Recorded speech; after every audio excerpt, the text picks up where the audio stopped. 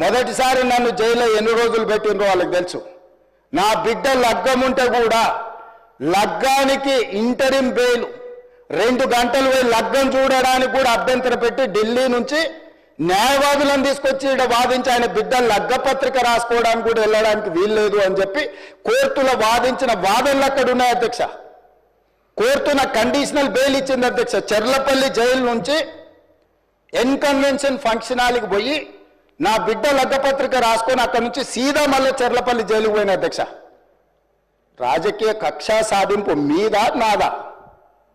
నా బిడ్డ లగ్గానికే పోకుంటే నన్ను అడ్డుకున్నా ఎవరికైనా అధ్యక్ష, మన పిల్లల కంటే మనకేముంటుంది అధ్యక్ష ఈ భూమి మీద?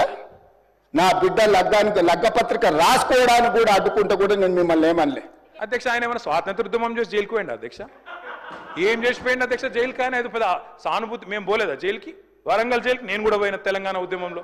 ఎస్ ఉన్నాం, అక్కడ బరాబర్ ఉన్నాం. మీరెందుకు పోయినరంటే నేను అడుగుతున్నా ఈరోజు. ఎస్